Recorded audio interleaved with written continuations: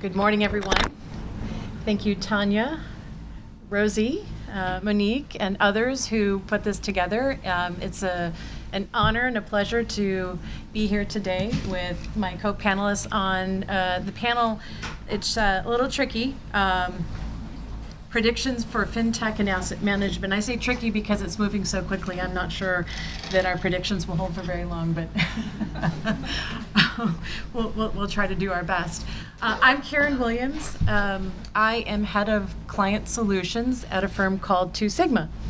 And 2 Sigma is an organization located in New York City. It's a data science kind of mashup with investments. Started quite a bit ago, and the way that they operate is they apply the scientific method, systematic method to investing. And in the pursuit of that, pull in thousands of different data sources, 1,000 different, unique sources of data on a regular basis, and comprising about a petabyte of data a month. How many of you know what a petabyte of data is? Okay, it's 1 million gigabytes. It's a lot of information. And it's a different organization in that sense. It's one of the first that became very systematic in its approach to data and information and some of the technologies we're going to talk about today. Next to me is Darcy Park, who's at Western Asset Management, and Anjun Zhou. Did I say that correctly? Zhou. Zhou. It's a top secret. Zhou. So you will be a good quiz. From Mellon Capital. And so we will introduce ourselves and give some definitions and then dive into our talk. Maybe you can start and give a little bit of background about yourself and how you got here. And Sure. My name is Anjun Zhou. I'm the head of multi-asset research at Mellon Capital. Mellon Capital is based in San Francisco. It's a boutique, or it's owned by BNY Mellon, which is based in New York. So we manage $350 billion of assets for our institutional and retail clients. We have really a wide spectrum of products. We can all talk later. How did I get here and how did I become involved? I grew up in China, educated in China for college, up through college. I always liked math because it's a very concise language that would have you really express a view in a very clean way, and there's no BS in a way, right? The way I see it, 1 + 2 is 3, if not in Einstein's world. At the same time, though, when I was going to college in China, I was thinking whether I should try to become the next Marie Curie if I have the talent to be in the backyard and try 3 years to develop some chemical element. Or at that time, China just opened up for economic reform. Perhaps I should be proceeding to be working in or studying economics and finance to understand how I can contribute. So I ended up studying some form of economics or finance. I think it's called degree of business administration. And that was almost a discipline that straddled between science and social science. So I ended up getting some training. And then moving on to the US, studying economics and finance, also got quite a bit of training. At the same time, I learned, only by chance, that if I would be able to learn how to program, I would be more useful as a research assistant. So I did that on my own. And then later on became the natural quant analyst candidate, moving on to did a really short stint academically, and then moving on to State Street, Deutsche Bank, Morgan Stanley, and then Mellon Capital. And again, my name is Darcy Park, and I'm with Western Asset Management, and we provide investment services and fixed income to our global clients. We are headquartered in Pasadena, California here, and have 7 offices around the world, so someone's trading somewhere for us at all times. I'm actually part of the enterprise data management team, and our focus there is providing data governance for all the core data that's used within all the departments for them to make investment decisions, but also to make sure we're providing all the requirements our clients have for us. And probably more importantly to this panel here today, I'm also a part of the blockchain working group that we started at Western Asset just this past November. And it has been like drinking from a fire hose to find out what is happening in the industry. And we've been talking and meeting with a number of our vendors and with other industry partners. And we're just really interested to seeing how can Western Asset on the buy side be one of the people who can influence the direction so that the solutions that come to play in the future will be the kind of solutions that we want for the buy side. Maybe a little bit about your background and what got you. My background is probably a little non-traditional. I've actually been at Western Asset for a little over 3 years, and that was after retooling by getting a financial engineering degree at Claremont Graduate University.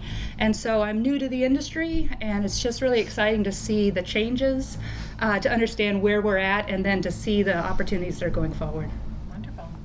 I didn't give a little bit of my background, but I'll do that. It'll help me to describe. I thought it'd be helpful to have a picture in your mind of the players in the playing field that comprise the institutional investment management world. Asset management comprises institutional and retail. We all work in the institutional side. You're going to hear a little bit more about the retail side probably in the robo discussion later. The institutional asset management world exists to serve an end investor, an end beneficiary of those assets. And so when you think about the largest institutions, Tanya mentioned, sovereign wealth funds, very, very large organizations that manage money on behalf of sovereign nations. They include all the endowments and foundations that you may have heard of or are involved with yourselves. They are insurance companies and banks that have a hand in their own proprietary investments, as well as the products that they create and serve. Asset managers who comprise, I guess, the strategies that are invested in. So maybe taking a further step in describing the industry, you've all heard of pensions. So there are public pensions, there are private pensions, and so I think this is kind of the largest institutional players. And how do they work? Most of them don't have, at least in pensions and endowments and foundations, a lot of the sovereign wealth don't have internal investment management teams. What they do is they delegate that activity to asset managers. And so they hire the Mellon Capitals of the world, the Western Assets of the world, and other organizations to manage parts of their portfolio.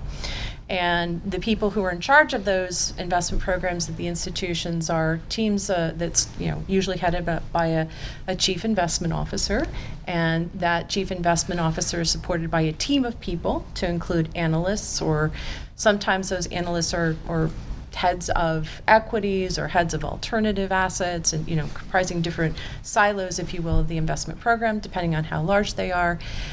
And that construct is has been constant for a very long period of time. What I would say is, so I've had similar kind of background in very many different organizations. I started as an academic at Claremont Graduate University was my first places, where I started teaching, and I was involved in the financial engineering program there. And I decided that very interesting part of my work would be between theory and practice. That's where all the interesting problems were. And I moved from there to Wilshire Associates. You'll hear from some Monique's at Wilshire and some others who were at Wilshire. As a practitioner in analytics first, and then in terms of investment consulting, and then I moved to Farmers Insurance as a head of investments and the CIO, and then I disrupted myself. And my intention was throughout that career progression to continue to learn. As you said, it's a lifetime learning in this industry. And that learning for me recently has been around all of the things we're going to be talking about today, financial technology and such. And anyway, so I wanted to paint that background because we all have a different role within that ecosystem. and face different issues from those different seats. And so, with that as background, I'd also think, as we're talking about predictions, it's important to level set on some definitions.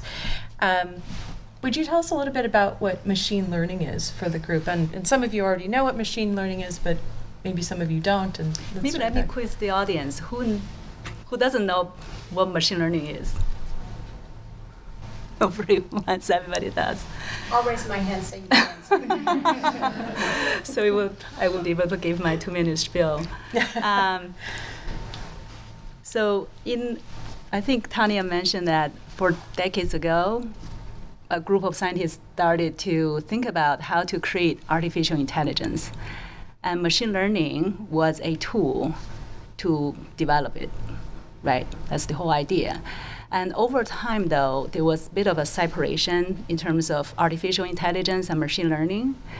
In the 90s, machine learning formally took off as almost a separate division, although many will consider machine learning as a subset of artificial intelligence or a subset of computer science. Essentially, is to allow machine to learn patterns through data and be able to enhance that experience with or without supervision. And there are certain technologies, some you may have heard and you may think, oh, but isn't that statistics? There's a lot of overlap if we're not super clear in terms of the division between statistical analysis versus machine learning. It may not be a big deal, although I would say that statistical analysis would be more to give a formal setup in terms of the relationship between the input data and the output that you aim to predict or analyze.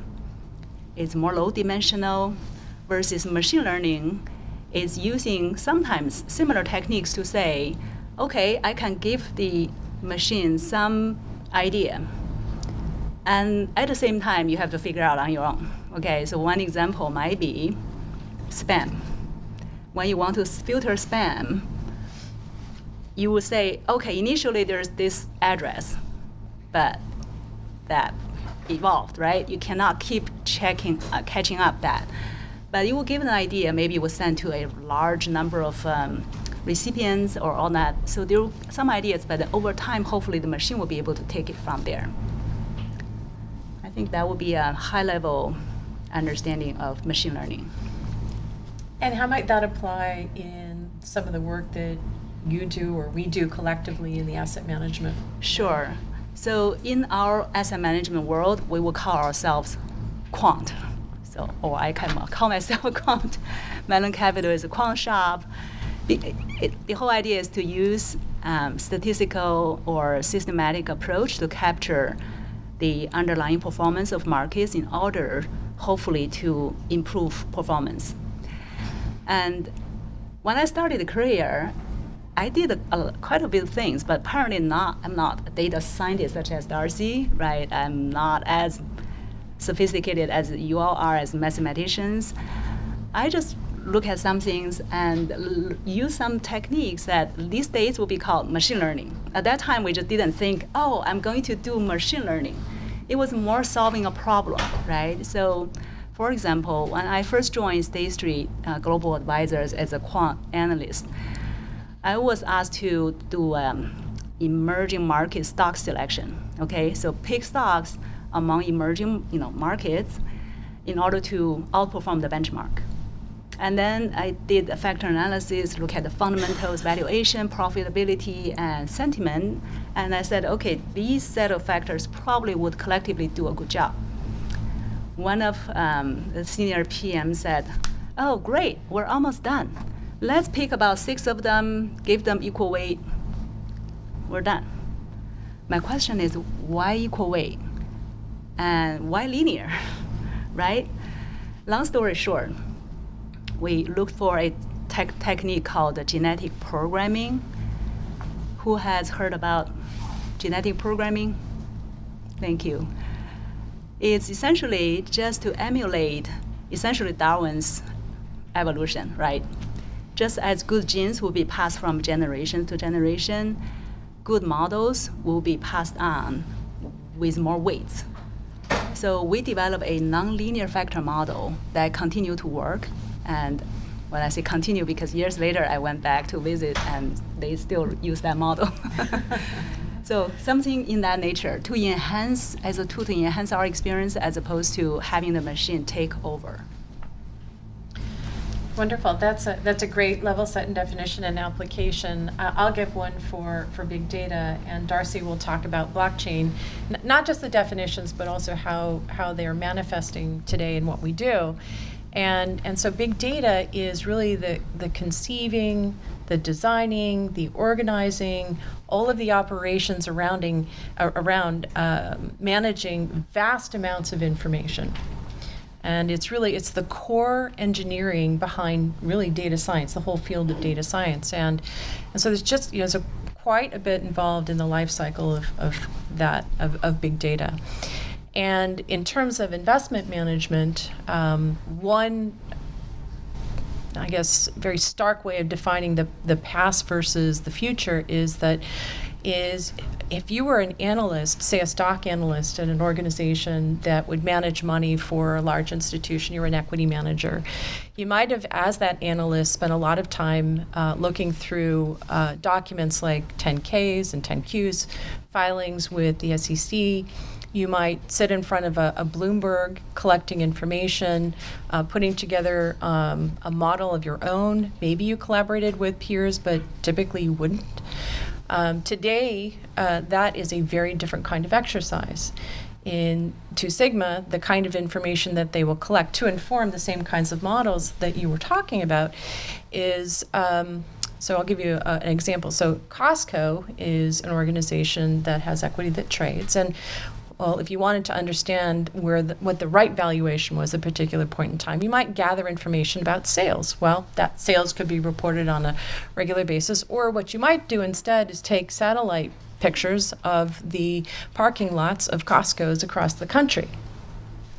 And you might track their shipping manifests to see where the latest Samsung televisions are going and who's buying them and when and where. You might further go into the store and understand where the foot traffic has gone and where people are spending their time and attention, what they ask questions about. You, in the end, might actually know more about Costco and its potential than even the senior management of Costco.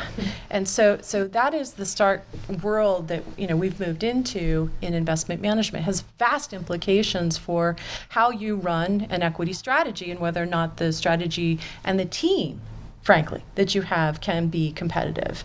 And you mentioned before, there may be implications for alpha active management in the future, and I think technology absolutely makes that more difficult to do and rapidly erodes the ability to hang on to a signal.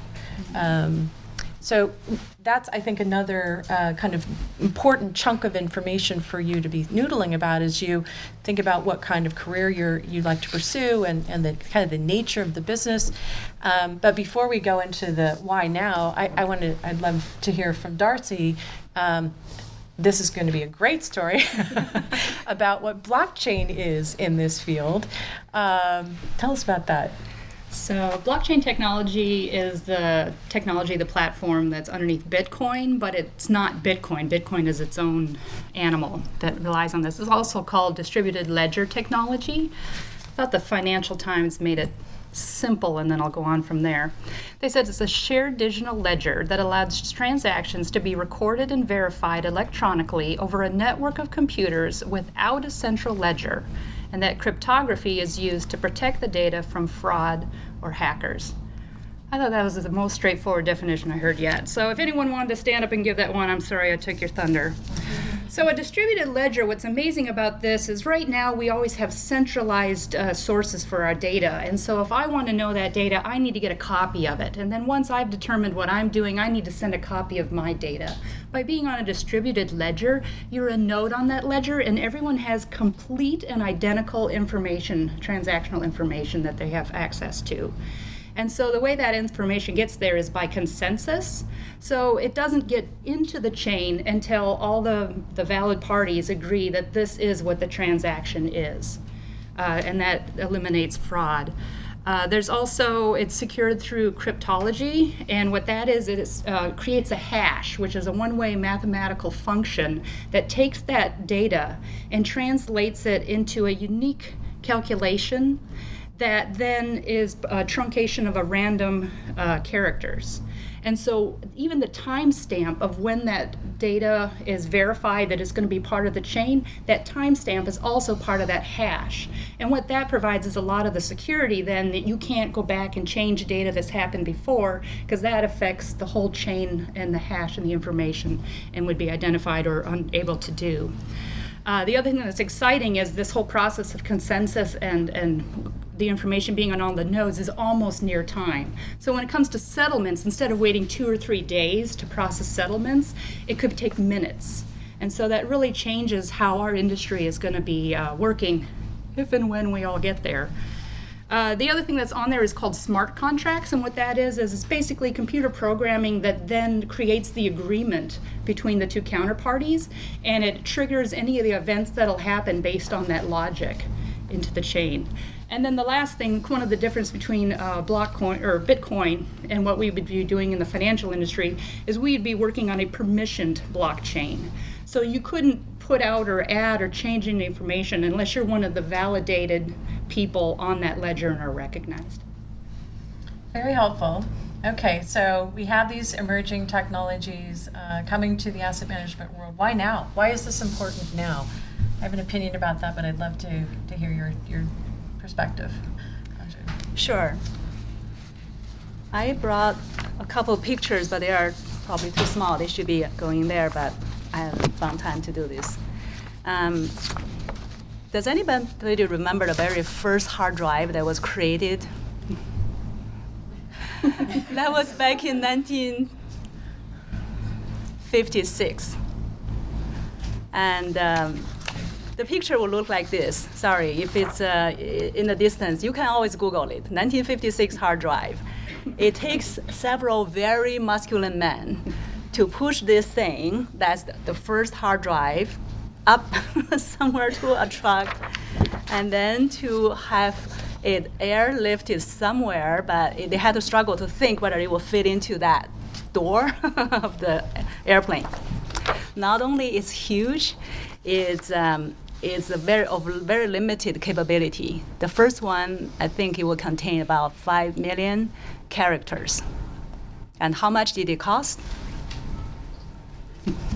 Millions. IBM created this, and in 1957, it started to list this, something in this nature, for over $3,000 per month to use, to store your information. And how much did it cost now? So let's measure it in gigabytes. Okay, at that time, the gigabyte, the concept didn't exist because we started with 5 million characters. Right now, does anyone know how much it costs to get a gigabyte of storage? $10, $1, 1 cent? Maybe more than 1 cent. No, in cents. Sorry. Maybe 50 cents. It's actually 1.9 cents. So there's a chart again. We all love charts again. Sorry, can't see quite, but you can see the trend, right? It started about, maybe it would cost about $500,000 to over $1 million to have 1 gigabyte of storage, if we were to, backtrack. And now it will cost about 1.9 cents, depending on where you get. And then we talk about a new concept called terabytes. So the question of why now, number one, it's so much more accessible and so much less expensive. It costs almost nothing. So that's number one. Number two, in my view, the existence of, or the why machine learning or artificial intelligence that had existed for decades took off now. Not only because the cost, but also because the existence of big data. If we have so much data, we humans are not designed to analyze so much data, but it's perfect for machines to do that. And we can talk about later about the industry and what the inferences, I suppose, a little bit later. And stop here. I'll give another perspective about the why now, and it comes from experience as a chief investment officer, trying to run an organization comprised of 49 balance sheets across the United States with very, very limited technology. And I would say the technology that I had at Farmers was actually probably somewhat state-of-the-art, even though it was built around spreadsheets and some fundamental information being fed into that spreadsheet from a central source somewhere. When I reflect on the entire business, having seen many different organizations, I will tell you that middle ground is last century effectively. And in the extreme, I know of organizations that when the CIO started, they were handed a series of yellow pads for day-to-day operations, and that's a fact. And so that was a story that was written in 2014.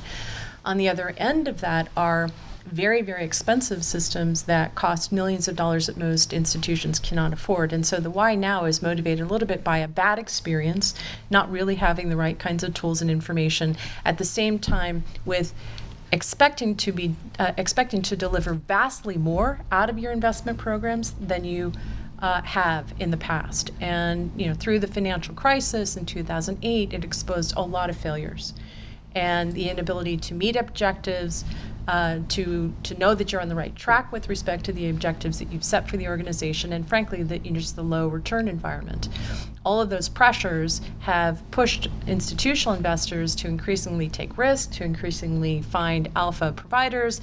That's created an arms race for information and intelligence, and so there's this cascading effect that has gone on in the industry. And so it's reached a kind of crescendo. Now, in the past, you never really had to worry much about that. You would set a target return of 7-8%, and you would always hit that. And it was, that program ran. It didn't really matter how much risk you took, or really where you, despite the fact that you were actually exposed to it, how you reacted to it. So, with that, what do you think, Darcy?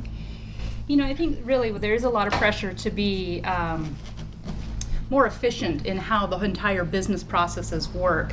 And so a lot of what happens just outside the exciting quant work is that trades need to be confirmed, and terms and conditions of every security that you hold need to be validated. All the valuation and prices of everything that you hold need to be, the benchmark data for analytics so we can compare all this data, the settlements that happen after the fact. It's all very process oriented on the people doing the work. And so now that these technologies are available between blockchain that could eliminate some of that hands-on manual work, or even robotic process automation, where you can apply a software over the software you use that can learn to take on what the repetitive tasks that some of the humans are doing. And it's amazing because that can free up our humans to then be moving the industry forward and our company forward and provide better service, better innovation, instead of maybe spending a couple hours that day doing something that's more repetitive and doesn't really require the amazing intellect that all of us have. So it's really, it's now because it's available. So there are supply pressures, just cheaper. There are efficiency pressures. We want to be more effective as organizations. There are top-down. We demand better alpha, better experiences as investors. All of these pressures have come together in this world of kind of this crucible, if you will, of painful change, in some cases, rapid change. And there are, we have some predictions about our expectations for impact on the industry, and I want to talk a little bit about that. So I'll start with you, Anjun. What do you think? What are some of the predictions that you have for the industry, and where do we take it from here? Sure. I like one slide from Tanya, that we're straddling between past and future. In order to predict future, I will just go back a little bit. Post-2008, the investment management industry has gone through a dramatic change, in the sense that our clients and ourselves are very, very worried about another 2008. And did anybody remember how much equity dropped in 2008? About 50%, 60%, depending on which market you're looking at. Thank you. That would create a lot of loss in the pension funds, wealth accumulation, and that's not ideal for the retirees, right? In order to better serve the industry, we decided to do better. At the same time, clients are saying, okay, so let's think about whether active management is good or not. Maybe we should think about passive. So in general, there's this trend from active to passive, and there's also fee compression in the sense that if you provide active management, you'll be able to charge higher fees versus passive, then you need to be charging lower fees, right? With the fees becoming lower, and also if you recall, for the past 8-9 years, we have gone through collectively as a world low growth, low inflation environment. That's usually not necessarily a good environment for stocks, and then your portfolio that consists primarily stocks and bonds would not necessarily enjoy that return. So low growth, low return, low fees, that will make the job of our CIO, CEOs of the asset management companies very, very challenging. And they need to be more competitive in the sense that where do we get better returns? So, and to relate to this concept, we're saying, okay, so in the past, we will, as a quant, right, we will take all the factors, we'll do some regression, we generate models, and then we use the model to predict returns. Maybe we can do better, and something that's unique that nobody ever has done. One idea, Karyn mentioned one example of Costco. Maybe one idea actually we're looking at is to look at the satellite image and look at the corn field, how green the corn plants or corns are, and also how wet the ground is. And that could give you a sense of how much that the corn field can produce, whether that's going to be above average, below average, and that can help me with investing corn vis-a-vis other agricultural products such as wheat, soybeans, soy meal, whatnot. So, so that idea is basically, just want to quickly sum what I just said. It's a world that could continue to be that we are facing an environment where growth would be somewhat robust, but only if our central banks are going to be on the supportive side. And with that, the equity returns could be still challenging. Volatility could be continue to be, so there's ebbs and flows. And the fees are compressing. So in this world, we all need to do better to think about where we can get additional performance for our clients. And in that regard, we could use some of the artificial intelligence ideas using big data through machine learning to be getting additional alpha. Darcy. My prediction is that even as we're moving toward passive management, it's not going to go all the way. I really feel that we're going to become a team with our computers and our artificial intelligence. And I'm reminded of the advanced chess tournaments, which is not just man against machine, but it's one person and one computer against another team of a person and computer. And guess who wins? Not the computer alone, not the person alone, but it's that melding together that artificial intelligence can go through that data so much more efficiently and such a large amount than a person can.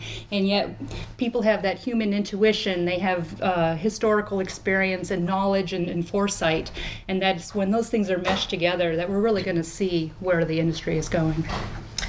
So I have a prediction too, a little bit different, different opinion about that, slightly different opinion about that is if information like Anjun described becomes available and the kind of information that I described becomes the state of the world and the state of practice in investment management, the markets will be vastly and increasingly efficient, and not just in public market instruments, but also in private market instruments. So think of private equity, think of private real estate, private debt, for example.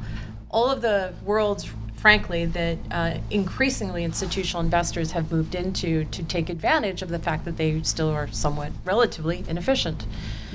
Bringing more data, machine learning, technology, artificial intelligence to the industry means that there's somewhat of a democratization going on of information. And if you play it out to the extreme, there are people who believe that information should be free to all people. There may even be policies that say you must provide X amount of or the types of information to the public. Then alpha by itself is kind of what you're producing, the private information that you're building into the prices in your investment process is exceptionally hard to generate. So what does that do to the entire industry? Is it changes it. Tanya mentioned that actually maybe the roles will be different. So what are those roles? And so here's a prediction for you. Is as an organization, take a CIO, take a CFO who runs an endowment or foundation. Right now, they have zero technology. They really don't, and so they rely on the ecosystem, the asset management community, to produce for them. Well, if they can't any longer produce the alpha, then the question is who does, and what is alpha in the future? Well, bringing technology actually to the institutional investors themselves will potentially be the future. So take a step back. You think about maybe a good example of this is a music recommendation app. How many of you have you're running Pandora, you're running some kind of music app. So if you back up to when I was maybe a little bit younger than you, not much. The way that I created my own kind of custom music was I had to tape and string together a series of songs. And that sounds really ridiculous, and it is now, but so that was very hard to do, and it took a lot of time away from my math studies, for example. And so I had to spend some time on it, but it was valuable to me. It was really important to me. And so what we have today is with data and information joining the right kinds of databases. So what does it take? It takes information about the cadence of the music that you say that you like. You might take a recommendation from people that you follow and that you respect. You might actually have information about the artists and technical information about the types of songs, even the language. All of that is a joined database with the machine learning to deliver to you something that's highly custom. And in fact, most of the apps that we use today are highly custom. They're custom to us, they serve us. And so likewise, as the industry shifts and as it's harder to generate alpha externally, my prediction is that organizations themselves will become vastly more customized in their investment programs and serve exactly their commitments, exactly their promises, exactly the liabilities that they have to own. And so that is a very different construct. It argues for a custom approach to investment management, potentially on a dimension of factors or nonlinear factors, but at the whole portfolio level, where they can actually have transparency, they see the portfolio, they know how it evolves through time. So that's one prediction. It has, I don't know if it'll happen, but it has vast implications for how you train yourself, who you work with, the kinds of techniques and tools that you bring to your jobs in the future. That leads me to another topic, and I think it's a very important one, and one that you embrace fully, and that is we are all about to experience organizational change in this field. What we did before, what Western did, what Mellon Capital, what even Two Sigma did before, is not what it takes to succeed in the future, almost by definition. So how do you think organizations are facing some of these technological changes, and how can they embrace them or adapt to them? One of the things I see is that having quant skills, having math skills is amazing, and that's what opens the door and gets you in. But once you're there, you're working with all different kinds of people within the organization. And one of the things I see, especially, I'll almost put myself in the younger category because I feel like I'm just back new, is just change leadership. To be able to listen and understand the people who've already been there maybe 20 years and know exactly what they're doing and why they're doing it, but that you have new ideas. So it's this combination of being able to listen and to teach. And so I think that one of the things that's great to have, and you stole my thunder a little bit, but I thought of it before too, is that the oral and written communication skills that you have are just so desirable because you need to be able to explain these difficult mathematical and artificial intelligence, all these hard technical things, to maybe someone who's been in the operations and in the business for 20 years and hasn't really heard about them yet. I mean, that's part of what we're doing with our blockchain working group. We opened up the auditorium and played a couple TED Talks. We want people to know what's going on because it's coming. And if you just kind of read the headline and keep doing what you're doing every day, it's going to pass you by. And so I think part of it is staying on top of what's going on in the news, but also being able to be in those conversations with people who are already in the industry and help make that change happen, because change is happening faster. What do you think? So a little bit of background or a little bit detail in terms of how we are set up. Because Mellon Capital is a systematic investment firm, or we call Quant Shop, we are set up such that our researchers all have some form of quantitative skill sets. I might be the least quant oriented. But at the same time, though, because of this new quest for machine learning, big data, and artificial intelligence, we are utilizing a broader set of resources. For example, our parent company, being Mellon, has 8 innovation centers worldwide. And for us, that's great. You know, they have one that's just 1 hour south from us. That's in Palo Alto, in the middle, kind of heart of Silicon Valley. And there's another one a couple in India, one in London, one in New York, one in New Jersey, and Singapore, and so on and so forth. They all have their own specialties, if you will. So our job is to work with them, because they are a group of very talented data scientists and experts in their own field. At the same time, they sometimes struggle a little bit in terms of what they should do to service the industry, what might be useful, right? They're looking for ideas. So our job is to give them the ideas and work together, and not at the same time, not to lose out on our firm's investment philosophy, which is to focus on the fundamentals still. Right? We cannot have machine takeover. We, human and machine, maybe we call the RoboCop, will rock the world. Okay, so that organizational change might not look so dramatic as opposed to some fundamental shops that didn't have that analytical skill or capabilities. Then they had to go and figure out where to go. At the same time, there's a huge surge in terms of the startups that would service around our focus, right? So artificial intelligence firms, the firms that have unique source of big data, or they can use some machine learning techniques to provide something, for example, to pick particular stocks through some interesting satellite image or digital footprint, and they can give something unique to us, right? So we work with them as well. So I want to be mindful of time, and I know that there will probably be some questions. We have a lot more we could talk about, and maybe just one really quick question, then I'll open up for audience questions for you both, is think about your own organization right now, and where you mentioned the innovation centers, but where you believe is the greatest need relative to what we've talked about. So big data, machine learning, AI, blockchain, where is the biggest need within the organization? And what I mean by that is, where can somebody who has these hard skills create the most impact in the organization, in your mind, in the next 5 years? Mm-hmm. Perhaps all of the above, but every firm is different, right? If you think about Two Sigma and Renaissance, the world, they are very focused on quantitative capturing and sometimes technical without necessarily having to focus on fundamentals. Our view is, interestingly, right now we have 2 open positions, and we are looking for people who understand finance and economics. At the same time, they need to have quant background, they need to be able to program. So the idea is to be able to, I think one of you or maybe several of you made the point that you have to be able to translate from the machine language to human language, right? So that also not only the translation, but also the insights. And I'm a bit of a bias because my training is still finance and economics.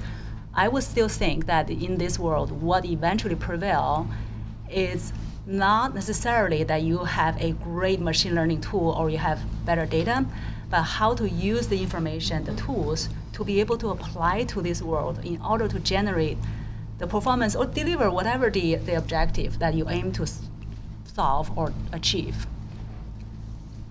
What do you think? I agree with her. Sorry, still you have Denver. I think the other thing you have to look at is how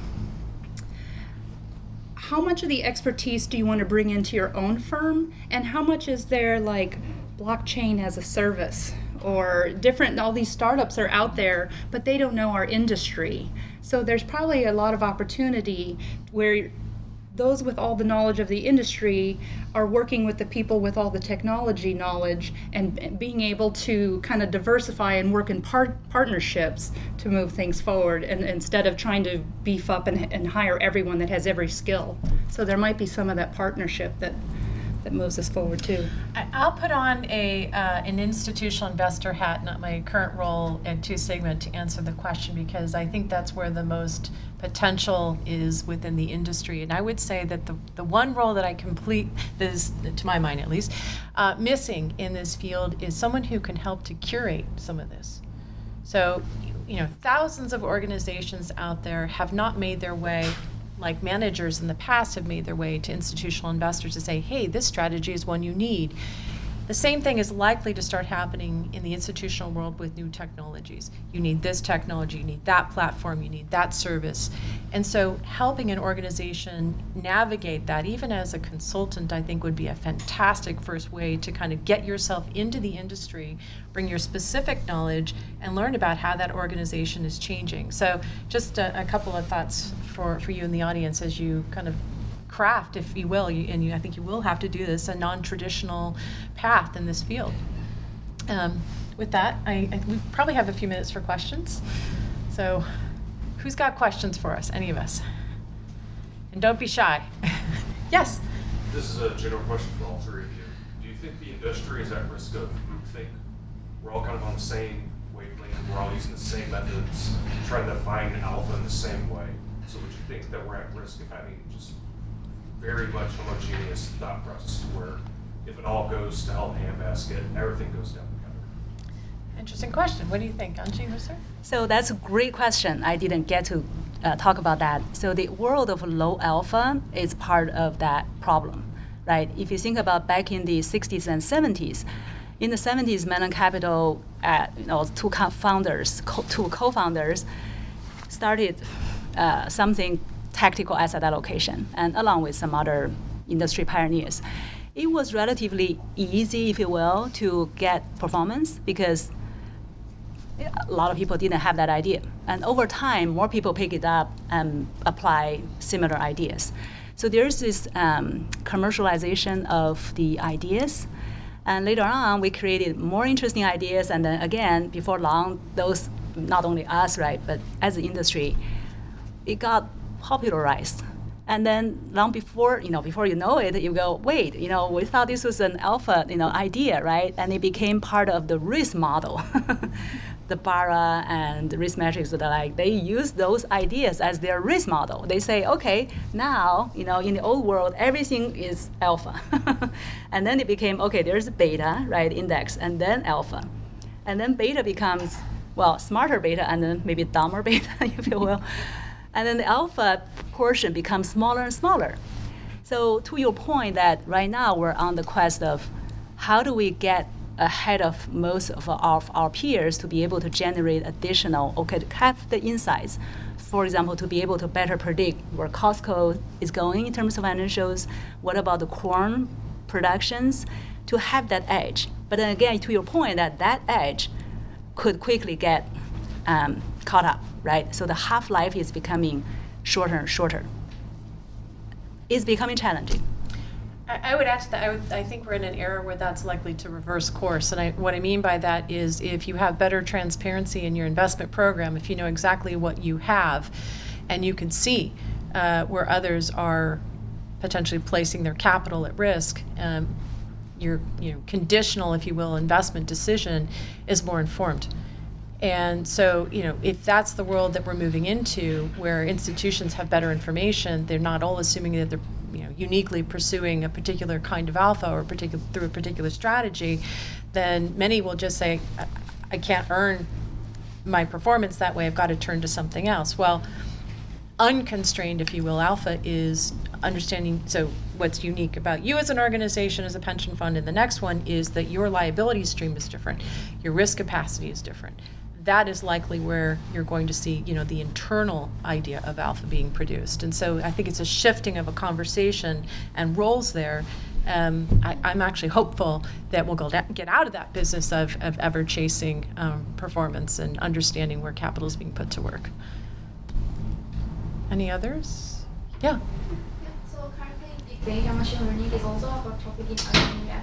I wonder how is the connection between industry and academia? How much you keep what's going on in academic world? How much connection between academia and industry? Oh, that's a great question. Do you work much with Darcy?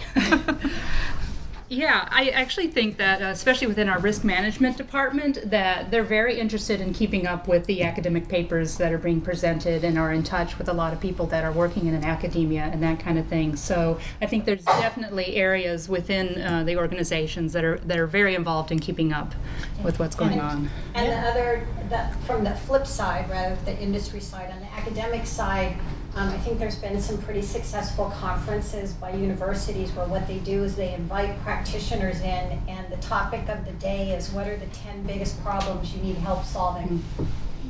And that helps to inform, thesis potential topics, because they tend to be newer questions, and so there's lower lying fruit. You're not doing the 18th derivative of the same problem, right? And taking that research further. And you also have a greater opportunity, frankly, with those problems for funding, because you're not necessarily debunking the people who went before you in their theories, which is quite an incestuous challenge, I think.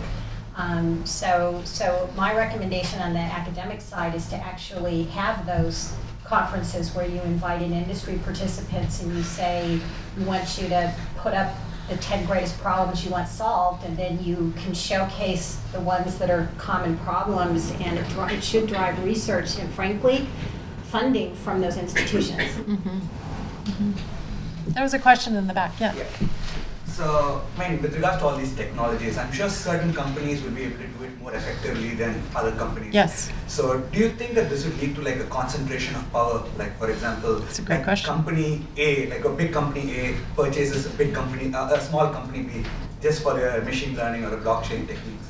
Yeah, I think you're talking about a winner-takes-all kind of result, and I think that's a theme in other applications. Frankly, we're witnessing those today, and especially if you think about passive investing, and so Vanguard, for example, last year pulled in $1 trillion of assets in 10 months.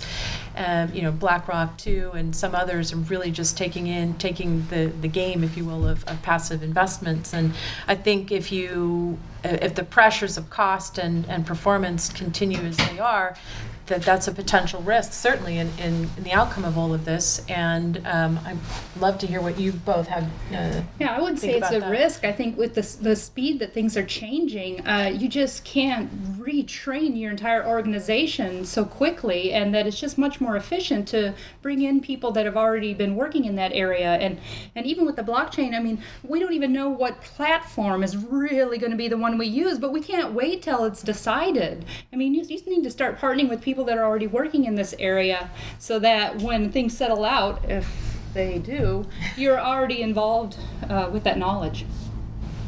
So I have a comment. Yes. You mentioned about all this needed transparency. Yes. When we have all this herd behavior and perhaps the strategies that funds are pursuing and so on, do you see a role for blockchain to bring in this transparency? That's a great question. So if you didn't hear in the back, the question is there a role for blockchain to provide some transparency in the field? I'll let you take that, Ms. Blockchain. I think within the financial industry, historically, we like to hold our information and our strategies very tight. And I think the people who think blockchain isn't going to happen know that too well. and they don't see how the sharing of information is really going to happen. I think it will to an extent. I don't think it's going to become unpermissioned. I don't think you want anyone to know how much you took out on a loan, right? I mean, there are things that even individually or as an organization, those are private. Those are our information. We can share it with our counterparty as necessary, but it's not public for everybody. And so I think some of it, like seeing trends and that kind of information, will be more transparent. But I think the individual transactions are going to require a lot of security and keep it private. So perhaps then we're going to have a limited network that... Within blockchain, that's what the permissioned and unpermissioned is. Within permissioned, it's only if you're known on that ledger as a participant and have access and authority to know and see that data. I mean, if you think of it, that's how Bloomberg works now. You don't get to see all Bloomberg data. You only get to see the part you pay for. Other questions? Yes. So just recently that the big data and machine learning becomes such a hot topic, and almost every conference we've got here, Yes. one or two discussions or conference or talks about big data and machine learning. This is just a general question for all of you. So with regard to this idea, there are basically the three different camps. One is the truly positive, is thinking that machine learning and big data in the future to the asset management industry. And another camp is very conservative and basically thinking that this really black box approach may not have any, may not be the future. And I think most of you may be the third camp that basically feel like it's becoming such a hot topic, and if we don't look into it, then we're going to fall behind from industry. I think I can't stand for my company, but my company is also an asset management firm. We also specialize in the quant strategies. We have that feeling that we need to look into it because if there's something about it, and then if the alpha, everybody else is flying the alpha within that technology. We don't do it, we might fall behind, and things that may be taking over, getting more alpha by other people, then we should be looking into it. But in general, we're really in the initial stage of that, and not really sure that what's really in it. So I just want to hear all your opinion. Which camp are you guys in? The very positive or conservative, or maybe like us on the third camp? Well, the firm that I'm in now is very fit forward. It's what they did from the very beginning. I think they're unique in that way. And they've done exceptionally well as a consequence of that work, that initial legwork. And but I think you raise a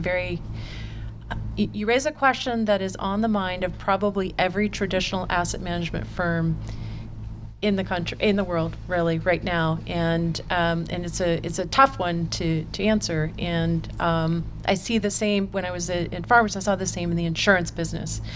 All these startups, and gee, what should we be doing? Do we need an innovation center? And so there are probably some things that, as an organization, you can undertake to begin to systematically address that question. It's a question about innovation fundamentally and how you practice it and how you govern it.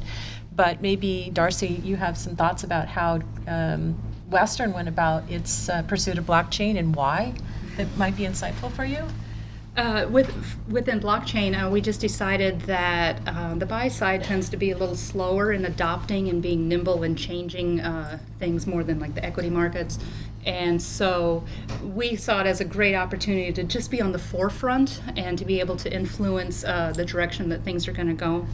As far as like artificial intelligence, we see it more as a investment decision support, where our PMs then are utilizing that information to support the decisions that they're making, or perhaps even teasing out a new trend to help them make that decision.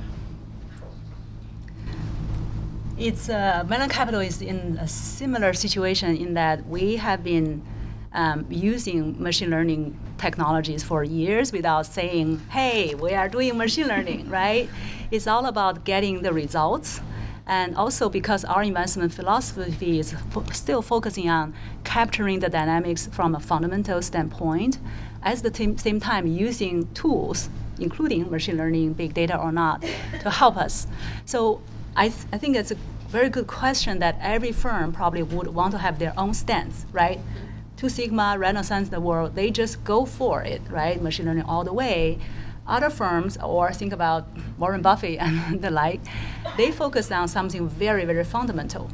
But in my view, this whole machine learning AI movement is something that we cannot afford to ignore, even though we're saying, hey, we're doing this. But that machine learning versus deep learning might be of different scale and what we used to call big data, because as Quant, we all claim we have a lot of data. That's a completely different scale from what Google will call big data. So to understand it and take a stance from a firm standpoint, I think is very, very important. I would just add two things. I think one is there was an article that was published, I think a couple of years ago now, that talks, it's called something like Why I Threw Out My Innovation Lab. And I think it's an article worth reading. It might have been in Forbes, I'm not positive, but it's worth reading because it makes the point that you can't just go into this saying, I'm going to innovate. And to Anjun's point, it's an error to just have a whole bunch of people just trying to come up with ideas. Yeah. There has to be a big marriage with the business. Mm-hmm. And in the marriage with the business, I think probably the most successful folks are thoughtful. The best adjective I can give to you. They're thoughtful about, what can we afford to do, right? I mean, think about, for example, bringing in a fleet of people to write your own scraping software for unstructured data. I mean, you can go buy things like that, or you can even buy filtered data now. And so I think it's important to figure out exactly the right point of entry for who you are and what your firm is doing. As to the question of whether or not you have to do this, I think anybody who isn't focusing on the fact that mining SEC data and price and volume data isn't enough anymore. I don't think we need to do a fancy formula and prove that. I think that's very intuitive, right? Mm-hmm. So the question is now, like, how big do you do it? And where do you go? And that starts with where are there really interesting data series that might be useful, and how do you study those quickly to figure out whether to toss them out and move on to something else. I'll just add maybe one little thing. Is there some interesting papers that I came across a couple of years ago on how you govern innovation inside of an organization and different kinds of models, where one is very formally structured potentially on one end and the other is very free form on the other, and the type of organization, how you're doing it, will dictate where you fall out on that. But I think it's worth going through the process of determining what works best for your organization and your senior leadership as a place to start. Maybe even enable that conversation by bringing some of that information to bear. Yeah, one last question maybe? Yeah. So a lot of the conversation has been about how alpha is being informed by data sources and is becoming more democratized. Where are areas of investment that are not well informed? I'm just curious where the holes are. Yeah, holes. That's a great question. I have an opinion. You guys want to opine on that? We're looking for ideas. If you know where the holes are, it'd be great. Yeah, I would say that in the world of private market investments, that let's start with the very opaque private equity markets and structures, old kinds of contracts and structures, and segue into private market lending, private debt, for example, which used to be the bread and butter of most commercial banks, moved into kind of this quasi debt management, but private equity ecosystem, and so institutions are starting to invest there. And I think the further you go into lending as it used to be within banks to small organizations, to small institutions, is really where anywhere where you can solve a market problem is where you're going to find a potential premium for that effort. So, deploying capital or making prices more efficient. So, those worlds are not particularly exposed or transparent still today, and I think there's tremendous potential. There's very little technology in those worlds. Some organizations have started to use what they've built, proprietary systems to support theirs, and have begun to roll them out. But I think there's a tremendous white space, effectively, in that world. I picked two areas. One is that if you kind of think about something like predicting where hurricanes are going to hit, right? If you look at what the models in meteorology were able to do 50 years ago, 25 years ago, and today, the predictions are much, much better.